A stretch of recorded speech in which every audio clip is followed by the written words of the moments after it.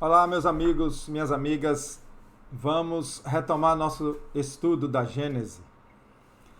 No último vídeo, nós estávamos estudando O Espiritismo Não Faz Milagres e vamos continuar nesse vídeo também. Esse vídeo agora encerra esse tópico. Vamos encerrar esse tópico hoje e iniciar um novo. Nós paramos no outro vídeo falando que Kardec partiu dos efeitos e buscou a causa daqueles efeitos inteligentes. A gente lembra que Kardec foi observar os fenômenos, principalmente o das mesas girantes, como um intelectual, como quem não acreditava que era alguma coisa de espíritos. Inclusive, ele só veio depois de uns 3 convites que ele começou a levar a sério. Naquela época, Kardec foi muito combatido, muito perseguido, porque são revelações transformadoras, né? São coisas muito novas. Se são ainda hoje, né, no século XXI, imagine naquela época, no século XIX. Apesar de estar iniciando o positivismo de Comte, do iluminismo na França, mas era algo tido como um absurdo. Então Kardec sofreu muita negação das revelações que ele fez, porque eu chamo de revelações de coisas naturais. Vamos pedir a bênção do nosso Senhor Jesus, a ajuda, a intuição e a proteção dos espíritos amigos que gostam de quando estamos aprendendo, estudando e crescendo. Principalmente o nosso anjo da guarda, né? Ele gosta demais. O Livro dos Espíritos diz isso, que quando estamos buscando o crescimento, eles ficam muito satisfeitos. Então nós paramos aqui no item 11 do capítulo 13. Do capítulo 13, nós paramos no item 11. Prossigamos. Do fato, porém, de o Espiritismo admitir os efeitos, que são colorário da existência da alma, não se segue que admita todos os efeitos qualificados de maravilhosos e que se proponha a justificá-los e dar-lhes crédito. A palavra colorário significa o resultado proveniente de outro resultado, a continuidade de uma determinada ação. Então ele está dizendo aqui que os efeitos dos fenômenos, da mesa girar, e eu acrescento da psicofonia, da psicografia, né, todos os efeitos, todas as manifestações dos espíritos através das mediunidades, são efeitos. E ele diz que isso é o colorário, né, da existência da alma. Quer dizer, é um efeito da existência da alma, é a continuação do fato da alma existir. E ele diz aqui também que o Espiritismo, explicando muitos fenômenos, através da mediunidade, através das revelações, não tem que explicar todos os fenômenos, né? Porque, afinal de contas, vão ter muitos fenômenos feitos por charlatães, por falsos fenômenos. Então ele está dizendo que não propõe a justificar e dar crédito a tudo. Nem todos os efeitos tidos como inexplicáveis pela ciência podem ser provenientes dos espíritos. Que se faça campeão de todos os devaneios, de todas as utopias, de todas as excentricidades sistemáticas, de todas as lendas miraculosas. Quer dizer, o Espiritismo não tem que se fazer campeão de todas essas coisas, né? Fora preciso conhecê-lo muito pouco para pensar assim. Então, quem vê um fato, e vem um fato qualquer fora da explicação da ciência, e vem pedir explicação ao Espiritismo, ainda não entendeu o que é Espiritismo. E se usam até muito esse termo, né? Quando algo é inexplicável. Eu já vi no futebol, quando um gol é muito extraordinário falar, foi um gol espírita. Já usam isso como as coisas inexplicáveis. É digno de risada mesmo. Seus adversários julgam opor-lhe um argumento irreplicável quando, depois de haverem feito eruditas pesquisas sobre os convulsionários de Saint-Médard, desculpa aí a pronúncia, não sei se é essa, sobre os camisardos das Cevenas ou sobre as religiosas de Lodum, chegaram a descobrir fatos patentes de embuste que ninguém contesta. Então, os adversários do espiritismo, aqueles que criticaram muito Kardec, pegavam esses fatos, que eu vou explicar aqui, né, descobriram embustes, descobriram coisas falsas, e aí associaram isso ao espiritismo como se eles tivessem agora provas contra a doutrina espírita. Esses foram fatos que aconteceram na França, né? Eu vou ler as notinhas aqui embaixo explicativas, mas enquanto eu leio, eu deixo umas imagens que eu pesquisei na internet. Imagens que fizeram, pinturas que fizeram para representar os fatos, né? Esse aí, ó, em 1729, no cemitério de Saint-Médard, junto ao túmulo do diácono Francisco de Paris, morto em 1727, portanto morto 2 anos antes, e considerado homem muito caridoso, começaram a ocorrer milagres. Pessoas passaram a visitar o túmulo e lá sofriam convulsões ou se auto-infligiam torturas. Então, esse diácono, né? Diácono é da Igreja Católica, eram atribuídos a eles milagres e pessoas iam próximo do túmulo e tinham convulsões. Eles descobriram aí coisas falsas. Aqui eu tenho outra imagem desse episódio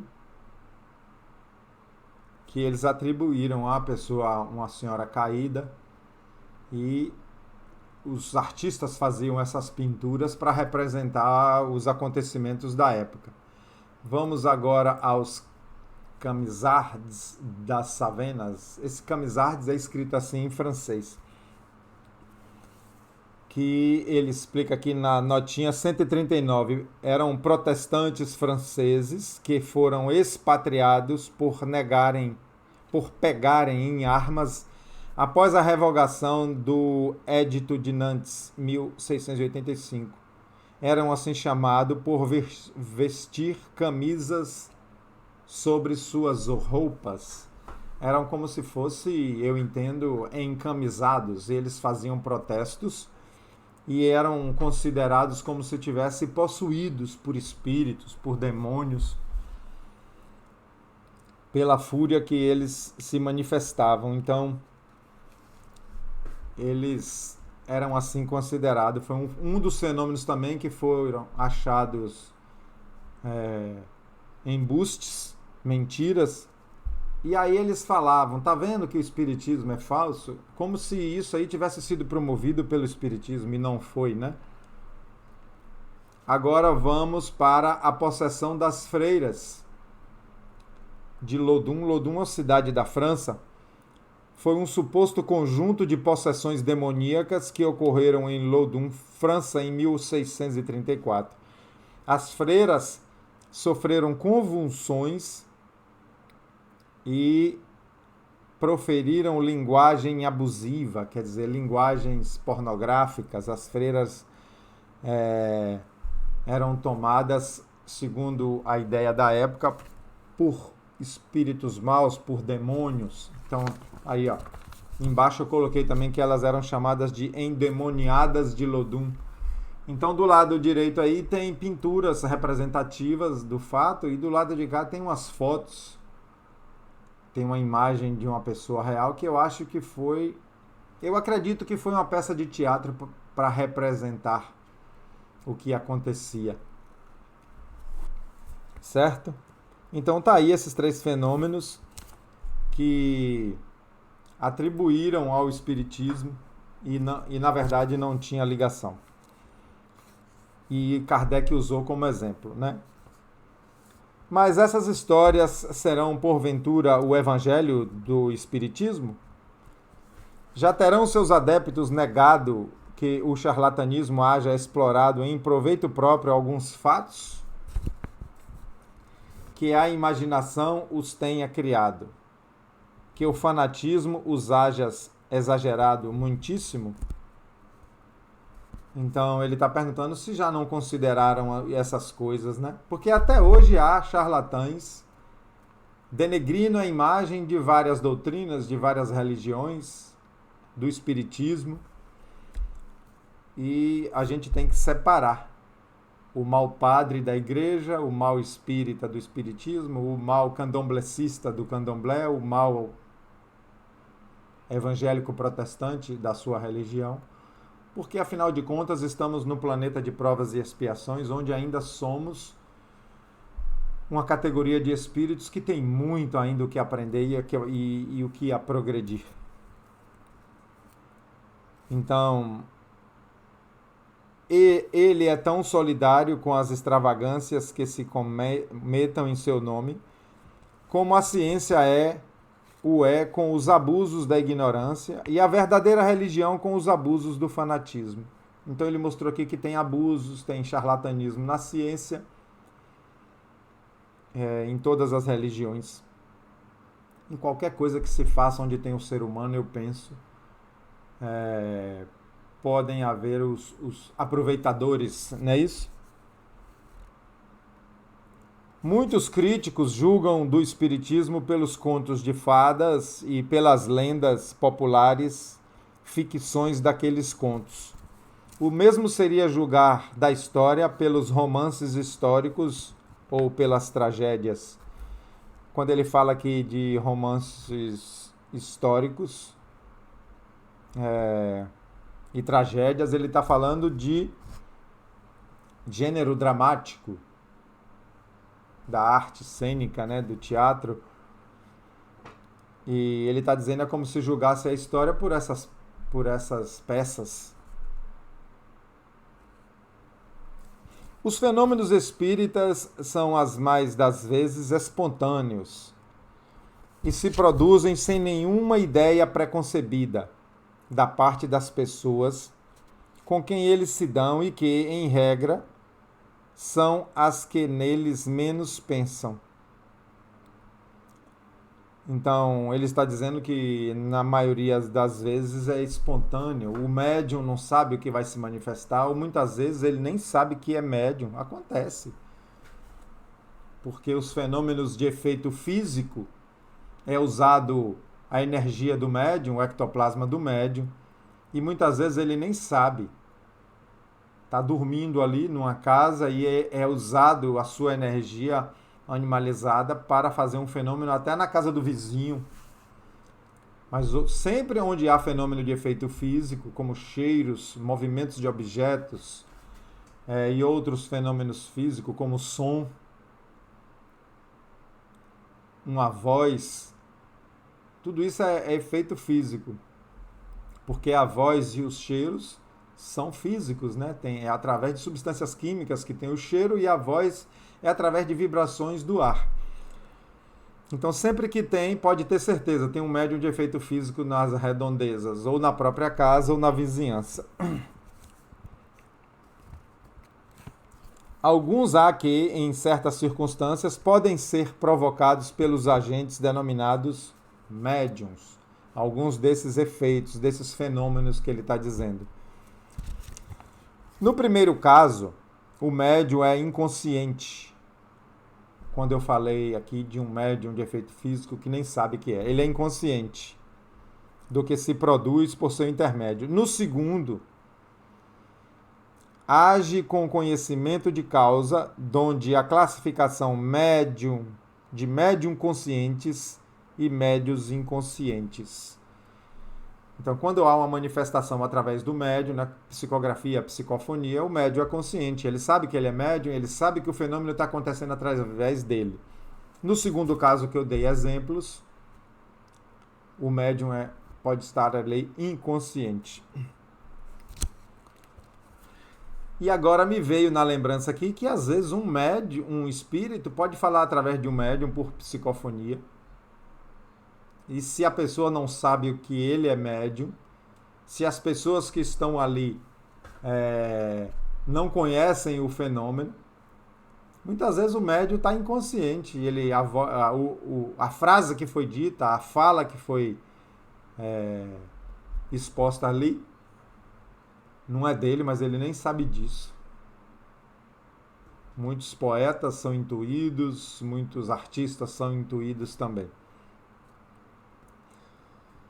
Estes últimos são os mais numerosos e se encontram com frequência entre os mais obstinados incrédulos que assim praticam o espiritismo sem o saberem nem quererem. Na época isso acontecia muito, lá na época de Kardec, em que Kardec estava trabalhando na doutrina espírita, século XIX, 1857, né, que é o Livro dos Espíritos. Por isso mesmo, os fenômenos espontâneos revestem capital importância, visto não se poder suspeitar da boa-fé dos que os obtêm. Os fenômenos espontâneos, como não foi de caso pensado pelos médiuns, ele está dizendo aqui que tem mais crédito. Dá-se aqui o que se dá com o sonambulismo que, em certos indivíduos, é natural e involuntário, enquanto noutros é provocado pela ação magnética. E esse sonambulismo provocado pela ação magnética está explicado lá no Livro dos Médiuns, é uma das possibilidades da mediunidade. Resultem, porém, ou não esses fenômenos de um fato da vontade, a causa primária é exatamente a mesma e não se afasta da linha das leis naturais. Então, esses fenômenos, tanto os inconscientes como os conscientes, a causa é a mesma, vem dos espíritos, das pessoas desencarnadas. Eu gosto sempre de frisar, espíritos são pessoas, espírito é gente, só que não está no corpo. Nossos entes queridos que já partiram são espíritos, né? Os médiuns, portanto, nada absolutamente produzem de sobrenatural. Lembremos que o tema que estamos estudando e Kardec está argumentando é o espiritismo não faz milagre. Então aqui ele frisa bem que os médiuns não estão fazendo nada de sobrenatural. Estão fazendo coisas dentro da lei natural. Por conseguinte, nenhum milagre fazem. As próprias curas instantâneas não são mais milagrosas do que os outros efeitos, dado que resultam da ação de um agente fluídico que desempenha o papel de agente terapêutico. Suas propriedades não deixam de ser naturais por terem sido ignoradas até agora. É o fluido universal modificado para as diversas necessidades, os diversos trabalhos. Então ele está dizendo, uma cura também é um desses efeitos que tem como causa os espíritos, que tem como causa também o agente, a mediunidade. O fluido é o fluido universal modificado. Meu filho, quando era muito pequenininho, tinha 8 anos de idade, por aí, ele foi curado de asma, uma asma que o incomodava muito e o fazia sofrer. A gente acordava nas madrugadas para colocar aquela bombinha de nebulização nele. E depois de umas 4 visitas ao Centro Espírita, sou muito grato ao Centro Espírita Paulo e Estevão em Salvador, a asma dele foi curada, 100% curada. Nós doamos a bombinha de nebulização. E ele ficou livre daquela agonia que ele acordava no meio da madrugada sem conseguir respirar. Nós, como pais, sofríamos muito. E isso acontece em diversos centros espíritas, só que não tem nada de milagre. Olha de novo aí, o espiritismo não faz milagre. Do mesmo jeito que o médico atua na carne, nos órgãos, fisicamente, os espíritos atuam no corpo perispirítico, no perispírito, e atuam ali através dos fluidos e fazem mesmo curas. Quando não se consegue, é porque aquilo faz parte das provas e expiação do espírito encarnado, da alma. E aí não se consegue mesmo, né? Porque seria tirar o tratamento que aquela pessoa precisa. É, pois, totalmente impróprio o epíteto de taumaturgos, que a crítica ignorante dos princípios do espiritismo há dado a certos médiuns. Vamos falar aqui desses termos. Epíteto de taumaturgo, chamavam os médiuns de taumaturgo. Taumaturgos significa quem é capaz de fazer milagres, milagreiro, adivinho. Então, dizer que os médiuns eram chamados de taumaturgo é mesmo dizer que os médiuns eram chamados de milagreiros. Ele está dizendo que não cabe. Epíteto é isso, é um título, um codinome. É como, eu peguei os exemplos aqui que está no dicionário, é como Chacrinha, o velho guerreiro. Velho guerreiro é um epíteto. Rui Barbosa, o Águia de Aia. Águia de Aia é um epíteto, é um título. Né? Então, ele está dizendo aqui que não é impróprio dar esse título aos médiuns, esse título de milagreiro. É impróprio chamar os médiuns de milagreiros, de taumaturgo. A qualificação de milagres é emprestada por comparação a esta espécie de fenômenos. Somente pode induzir em erro sobre o verdadeiro caráter deles. Para a doutrina espírita, gente, não existe milagre. Tudo que acontece no universo é dentro das leis naturais, as leis de Deus. Se elas foram estabelecidas pela inteligência máxima do universo, a inteligência suprema, que é Deus, não tem por que derrogá-las, não tem por que passar por cima dessas leis. Tudo acontece dentro das leis. A palavra milagre, na verdade, no seu sentido raiz, ela significa o que é inexplicável, o que não é compreendido. Nesse sentido, sim, muitas coisas que acontecem através dos fenômenos são desconhecidos pela maioria, são desconhecidos pela ciência. E aí esse nome milagre até teria sentido, né, como inexplicável. A intervenção de inteligências ocultas nos fenômenos espíritas não os torna mais milagrosos do que todos os outros fenômenos devidos a agentes invisíveis, porque esses seres ocultos que povoam os espaços são uma das forças da natureza, força cuja ação é incessante sobre o mundo material, tanto quanto sobre o mundo moral. Existem essas duas forças no universo, a força do princípio material e a força do princípio espiritual. Então, ele está dizendo que as manifestações do espírito não é muito diferente daqueles agentes invisíveis, materiais, que também provocam fenômenos, né? Os gases, ele vai falar aqui, quando eu continuar a leitura, dos gases. Um balão gigante que sobe, o antigo dirigível. Aquele fenômeno era provocado por um gás invisível, né? Esclarecendo-nos acerca dessa força, o Espiritismo faculta a elucidação de uma imensidade de coisas inexplicadas e inexplicáveis por qualquer outro meio e que, por isso, passaram por prodígios nos tempos idos.